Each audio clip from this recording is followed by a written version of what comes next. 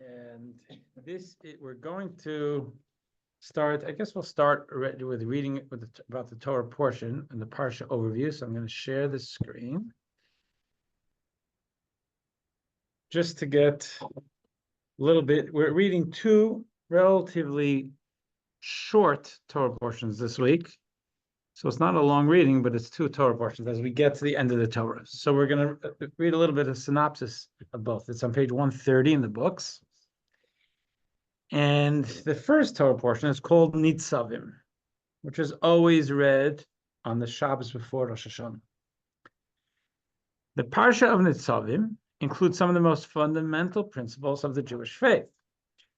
The unity of Israel, and to quote the verse in the Torah portion, you stand today, all of you, before the Lord your God, your heads, your tribes, your elders, your officers, and every Israelite man, your young ones, your wives, the stranger in your gate, from your wood hewer to your water drawer.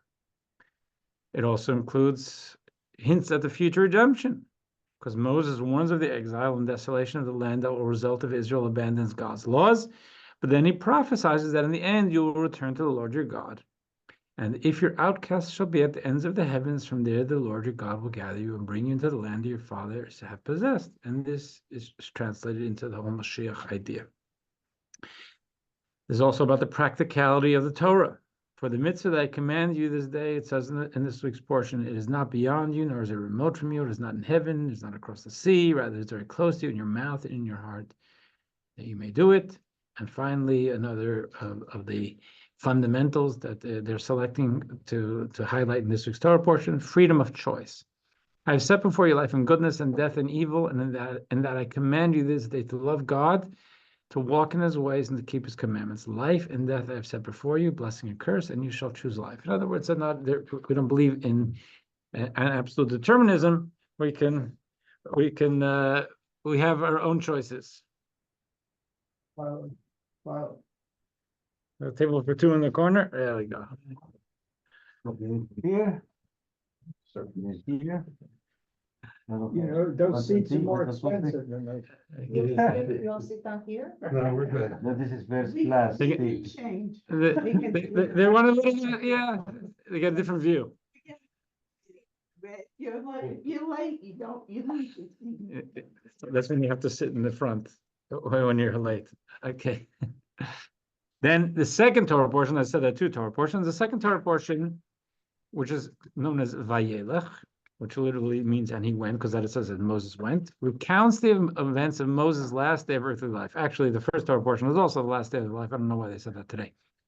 He said this only about the second Torah portion. I am 120 years old today, he says to the people, and I can no longer go forth and come in.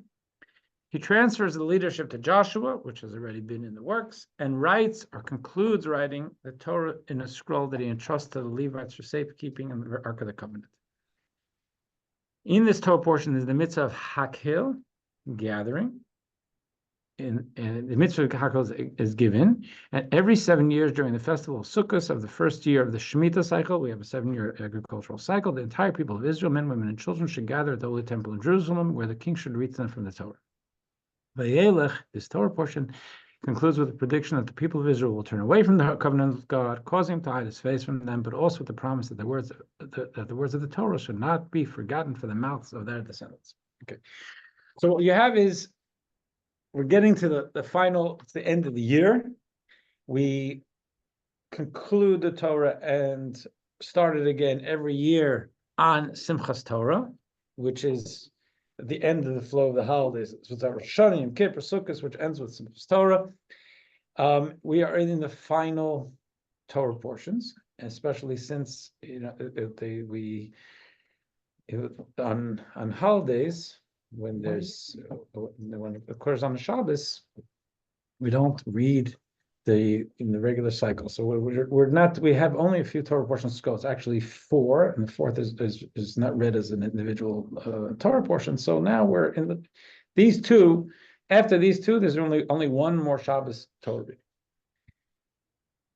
Torah gives us, it's a book of guidance and rules, but it's framed chronologically, starting from the beginning of creation, of civilization, and then to the end of the Jewish journey in the desert, where Moses passes away, and then the Jews have the mourning for Moses, and then they, in the book of Joshua, they're going to go into the land of Israel. But the Torah, the 5 books, ends with Moses' passing.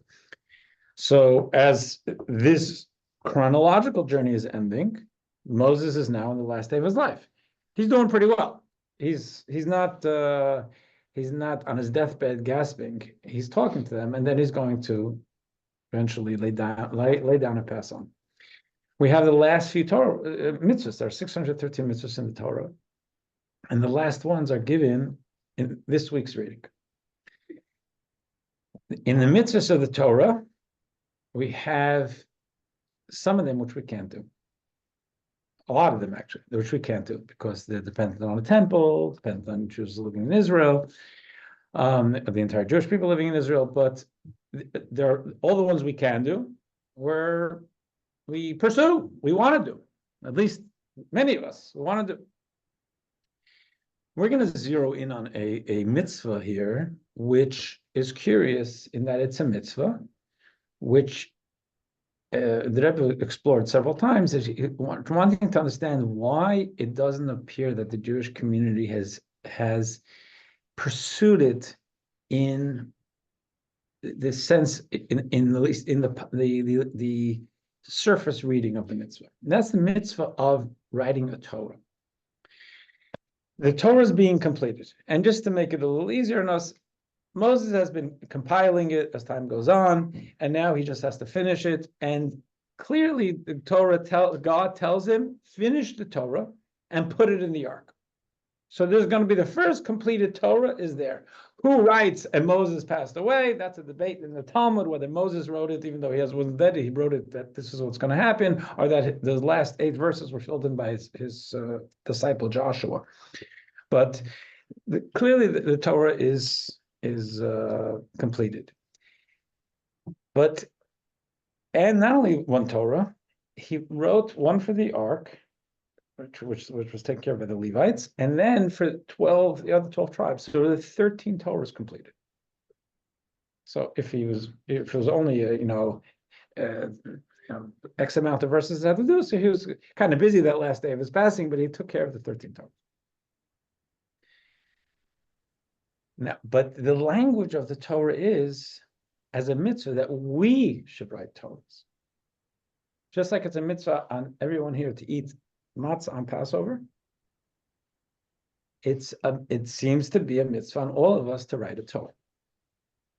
We don't have that sense of obligation. Not with my handwriting. Which is one of the things, not with my handwriting either. But this is what we want to explore a little bit, and I come up with something a little bit maybe insight into the mitzvah, but also something that for our lives, what we can do to connect ourselves a little bit more, so to speak. Okay. Let's start with text 1, which is on page 133. This God commands, write for yourselves this song, and the song there is actually the next Torah portion, not this coming week, the week after, is framed. Most of it is framed like a song, and it's written as like prose in the Torah. It's called Hazina. It's prose, it's like poetry. But in the most of the commentaries say that this is actually, the song refers to the entire Torah, which is like a song, also referred to as a song sometimes, the entire Torah. So write for yourselves this song and teach it to the children of Israel. In other words, write the Torah at the end. Finish writing the Torah and teach it to the children of Israel. Place it in their mouths in order that this song will be for me as a witness for the children of Israel. Give the Jews the Torah. You're about to die. You're about to pass on. You're 120 years old today. It's his birthday. It's his 120th birthday. And now finish off the Torah. But it doesn't say you write. Write for yourselves. It seems that we're all supposed to be writing it. Now, let's take a look at text 2. One of the medieval greats, the Rabbi, says, it is clear that song here means the entire Torah. As the verse states just below it, And it was when Moses finished writing the words of the Torah in a scroll until the very completion. This indicates that the quote-unquote song includes the entire Torah, including the next Torah portion, meaning Ha'azino, as I mentioned before, that one that's presented as more of a poem. Further indication that it's the entire Torah is the verse, take this Torah scroll and place it alongside the Ark of the Covenant of God. So the commentaries see this, the mitzvah, what God was talking about is write for yourselves the Torah, this song, write the Torah. Now, is that just for Moses or for everyone? Because it's really in the plural. So Maimonides, who's a codifier to be able to give us practical application of Torah, because there's so many different homiletical and lessons we could do. He's the practical guide to what are the mitzvahs and how we do it. He's maybe but he's the first organized practical guide. Text 3. God commanded that everyone should write a Torah scroll for themselves. Okay, just like we put up mezuzahs and we practice Shabbos and we eat matzah. We're each supposed to, it seems from Maimonides, write a Torah scroll. And if they write it with their hand, scripture credits it to them as if they received it at Mount Sinai. But if it is impossible for them to write it, okay, so now he gives us an out for people like me and Steve, who we admitted that our handwriting is just not going to work. Then they should buy it or hire someone to write it for them. This is the meaning of the verse, write for yourselves this song. So this is the mitzvah, as Maimonides says it. Earlier in the book, he says, how to keep Shabbos and Sukkos and mezuzahs, and then another mitzvah. You gotta either write a Torah scroll or get someone to write it for you. Now, aside from the fact that that's a really expensive, very expensive mitzvah to do, practically, but if it's expensive. Looking at history, what the Rabbi pointed out was we never saw that at all. That in Jewish communities, very, very observant people, very diligent people, it never became a thing. You should write your own Torah scroll. I would be surprised if even 1% of ordained rabbis can write a Torah scroll. It's its own skill. And it's not like we say, well, but you got to do the mitzvahs, you got to learn it. If you got to do the mitzvahs, so you learn it. Not everybody has to be a ritual slaughterer. Not everybody has to be a rabbi. Not everybody has to be a sofer. But if everybody needs to write a Torah scroll, what are you going to do with that?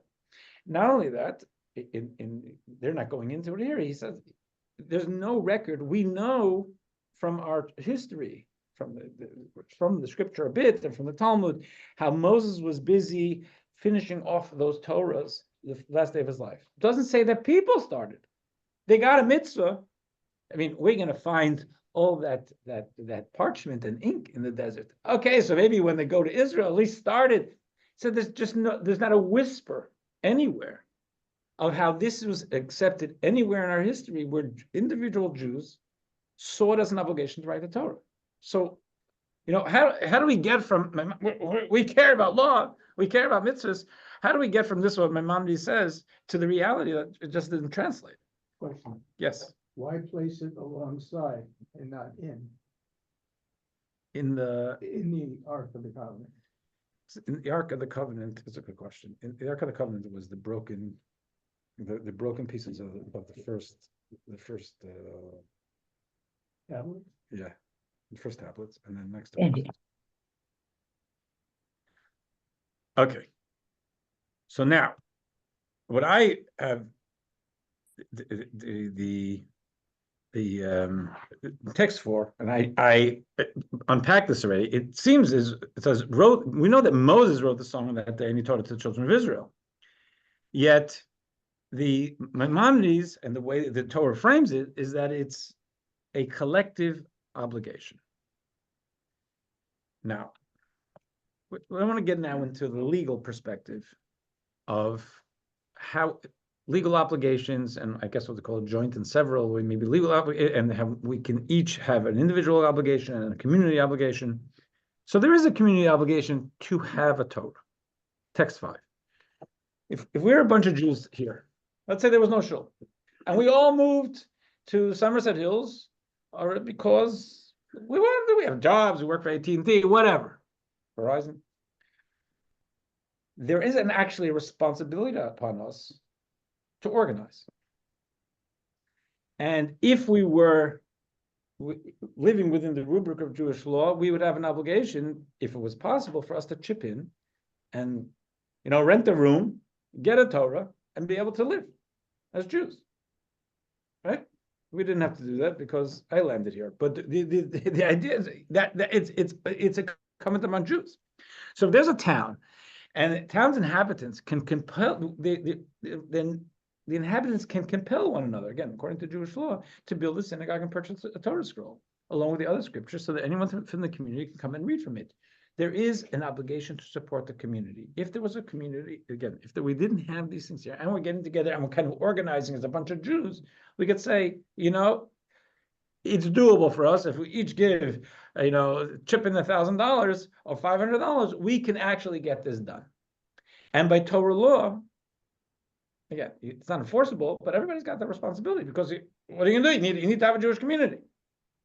So one of the things is a Torah scroll. A Torah scroll is important to have, and it could be often jointly owned by a community. And we look at text 6. I mean, the ones we have in the Ark are owned not by any individual; it's owned by the Chabad community, whoever that is. Text 6. This is a very noted halachic authority, legal authority. It says, I will suggest that when the community or any other group commissions a Torah scroll to be written on their behalf, that constitutes fulfilling the mitzvah. Now write for yourselves. Writing the scroll and then reading from it is a legitimate form of carrying out this mitzvah. This is the clear solution in my mind to justify the long-standing tradition. By commissioning a scroll for the community, they fulfill the mitzvah. So this rabbi in the 1800s, he says that this is how you take a look at what God says at the end of the Torah. And clearly, you don't have a bunch of individuals writing Torah, but when people come together and they, as a community, they buy a Torah or they commission a Torah, it's as if they wrote a Torah. That's as close as you're going to get. It's a joint and several. We each fulfill our individual responsibility by doing it jointly. And actually, when we did the Kissel Torah, where the Kissels, rest in peace, where they were the primary donors, we gave everybody an opportunity actually to chip in, to have like a letter or something. Because that is a Jewish tradition, to be able to come together to write a Torah. So I have a question. Yeah. A little bit. How many Torah we have right now? 4 or 5? We have well, right now, Yeah. as we speak, in the Ark there are 2. Why? Because 3 of them are not usable. And just Wednesday, somebody was here and said, and mentioned it, asked me that question, and I said, I brought the other 3 to a sofer. He says they're really not fixable. He said, give them to me. I'm taking them. I want to show them to someone else. So right now they're being inspected, but we have 2 usable, and right now only 2 in the Ark. And one of the 2 is the heavy one. One of the 2 is a very heavy one. And we have another one actually coming along, probably Hanukkah time, but a kosher one. Well, okay, so that answers your question. So now, but here we're talking about how to figure out what does the Torah mean to write a Torah scroll. One of the things is, as a community, we should. Similar to that, we'll look in text 7.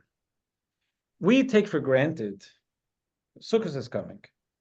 We have a little bit of an esrog. We have the citron, the 4 species, and it's not cheap, but for, I don't know what it comes out today, $50, you get yourself the whole, I don't know what it is, something like that. We're around $50, you get yourself the whole set. Some people get more expensive, but it's doable. In Europe, in the shtetl, very often it was very expensive and people had no money, so people couldn't afford it. So they would buy one for the community. There was the community esrog. This was very common. And so let's take a look at that. Similar, in ways similar, the same legal mechanism as like the community Torah. the Torah says you shall take for yourselves. You're supposed to own it. On the first day of Sukkot, the fruit of the Hadar tree, which means the esrog, date palm fronds, a branch of a braided tree, and willows of the brook, which means the lulav branch and the myrtle and the willows. And you shall rejoice before God for a 7-day period. But the way the Torah describes it is it's supposed to be mine. So really, if I give, when we have a lulav and esrog here for the community to use, when we do, we're giving to them as a gift to use, so that they're using something they own, because they're not supposed to be fulfilling the mitzvah with my thing. Tefillin doesn't make a difference. It doesn't have to be your tefillin, but it has to be your lulav and esrog. It's supposed to be your Torah. So what happens with the esrog when people can't buy their own? It just is prohibitive, cost prohibitive. Text 8. Our custom, which this was from the Middle Ages, custom is for every community to make the blessing over one esrog, because you can't afford it for individually. So what do? Every community member agrees to gift their portion of ownership, even it's owned collectively. We all understand that for the other person to have the mitzvah, we're going to give up our portion so that they can have the entire ownership, so to speak, for that time. In the esrog, and to the individual on condition that it's returned. Even if they don't explicitly stipulate it as such, or they're not even thinking as such, we consider it as if they did. After all, the entire community would certainly be of one mind to grant conditional ownership to each member as they can make the blessing. Yes, were you asking something? No, okay. So this is, they're bringing this because it's similar to the Torah idea, that we're not each writing a Torah, but when we have a community Torah, it belongs to all of us, and each of us has, in that way, a way of discharging our fulfilling that responsibility. And here in the Code of Jewish Law, it repeats, because the other one was just from a great rabbi. Code of Jewish Law, it says the prevalent custom today, and today was Rabbi Yosef Karo lived in the 1500s. The prevalent custom today, in a situation where there aren't many etrogim available, is that the community purchases one communal etrog. The logic is that inasmuch as the community wishes to fulfill their obligation with this esrog, it's as if they have clearly stipulated that each member conditionally grants their partial ownership to anyone who wishes to fulfill the mitzvah. Okay. So now we bring this back to Torahs.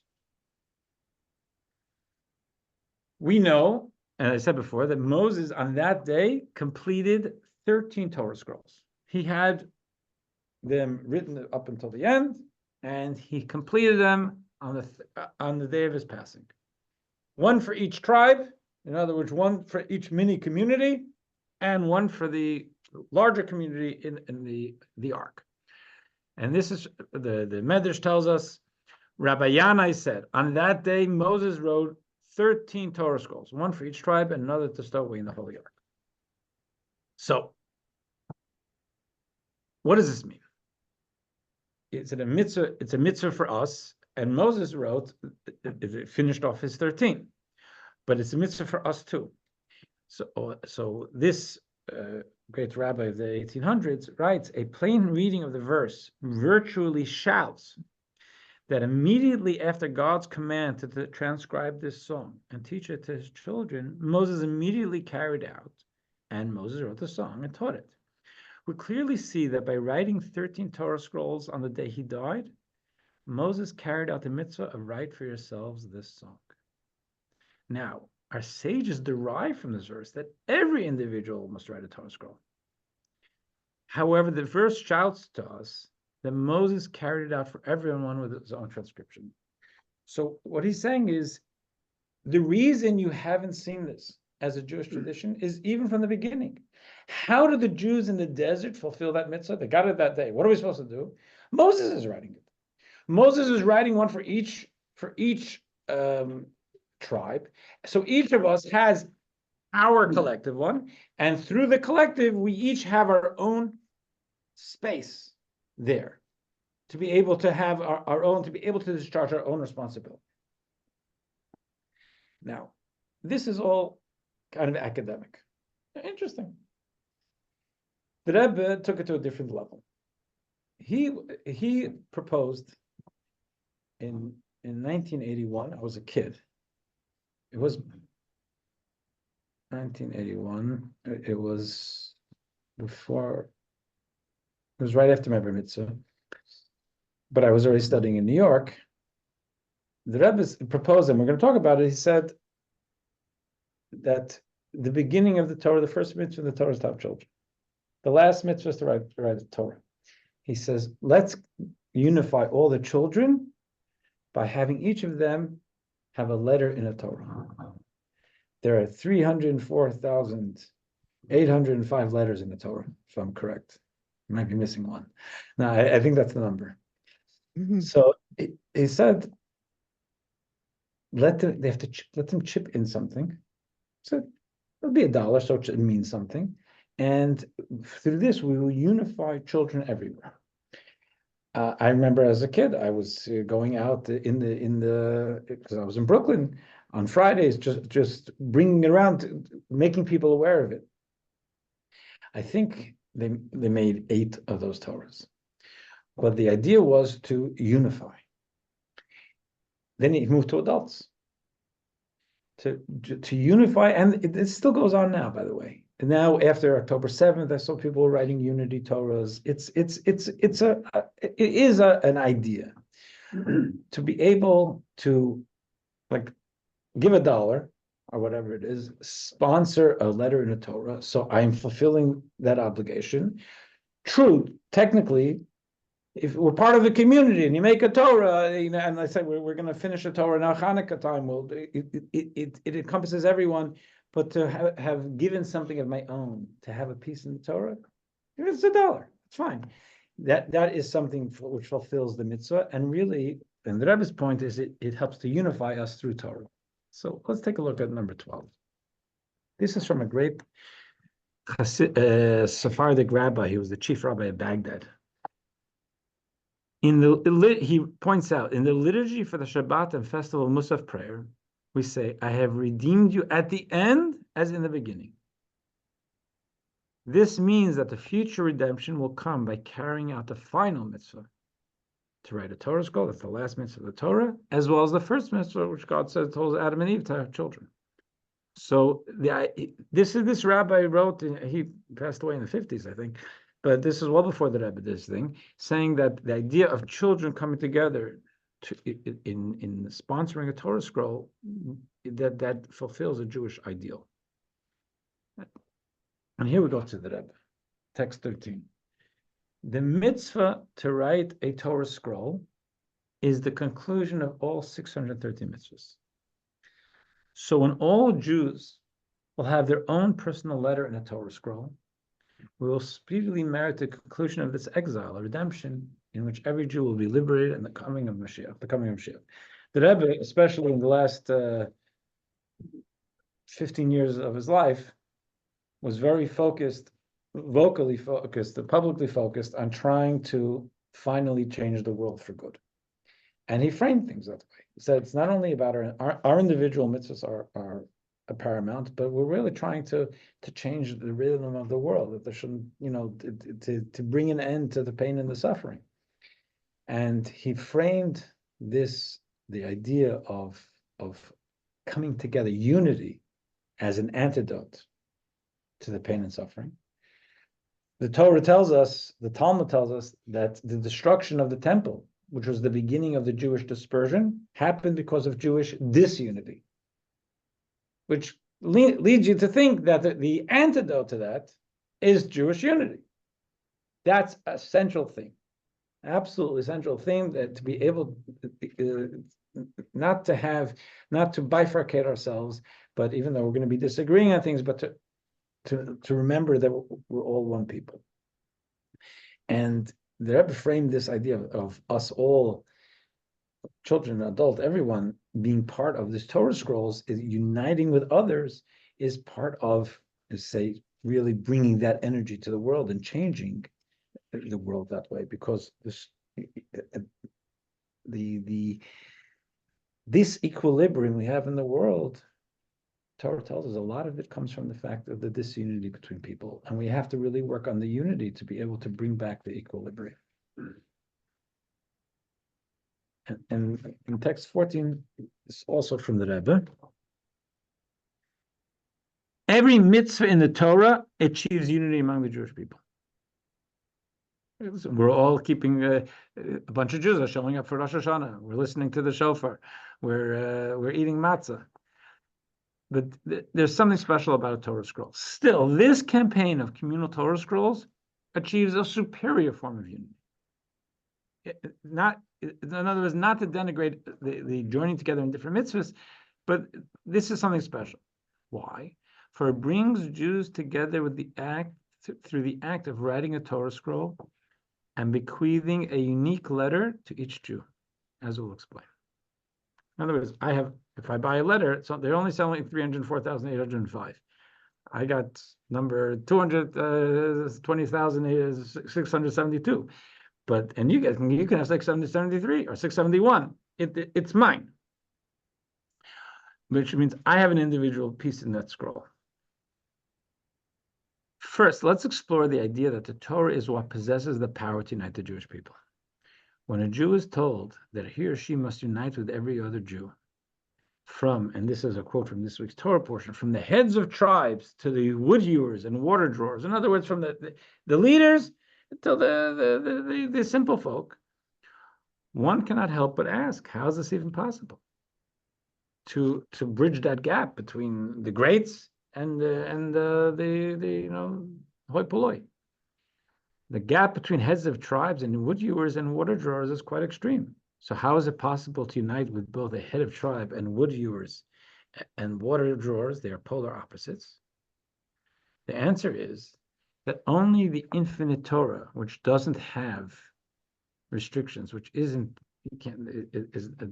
have the normal, it doesn't work within our framework. There's such a thing as polar opposites, and how do you bridge it? There's no such thing as unbridgeable opposites to the Torah, because it's infinite. It's beyond the limits of the finite.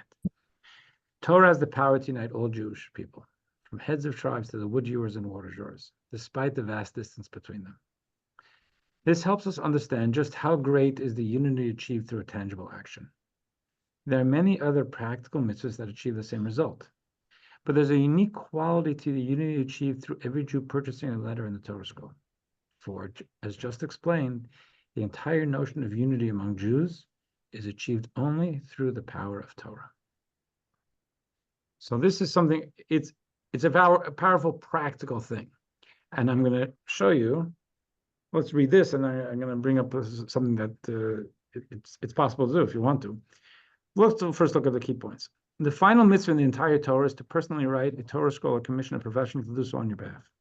Number two, historically, this mitzvah has not been carried out in that fashion. So you look at the Torah and look at Jews, something's a Jewish practice seems to there's a gap. Number three, one explanation is that due to logistical and financial difficulties, the community chips in to carry it out together. Similar custom with similar logic exists regarding the mitzvah of esrog. It doesn't exist anymore because now we can afford it.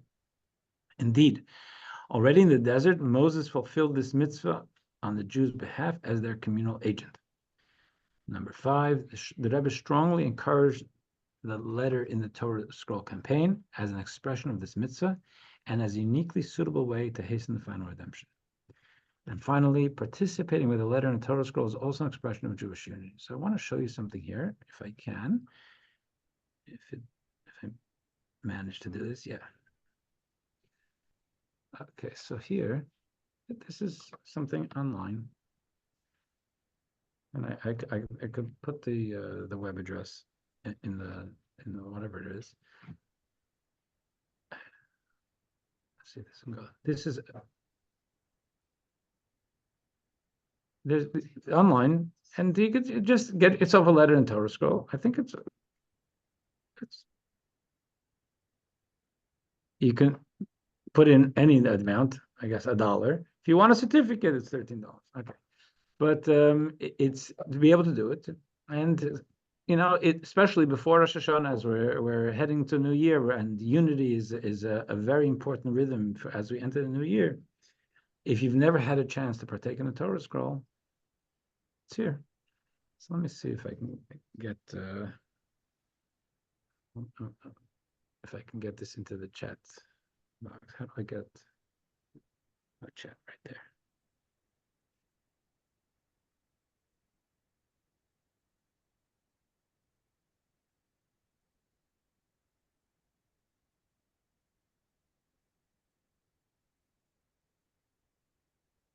Anybody who wants it for 9282, yeah, okay.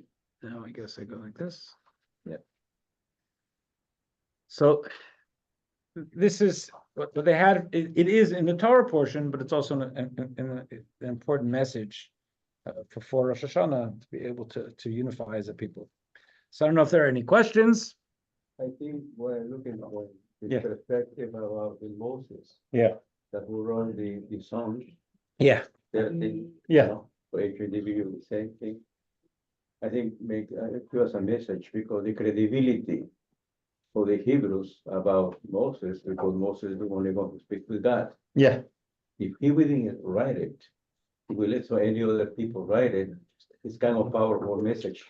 I agree with you. So you're talking about for the last 8 verses if his student The read it? whole Torah we wrote No, it. yeah, so the whole Torah totally depends on Moses, Yeah, and, yeah. and at Sinai, God said Moses is trustworthy.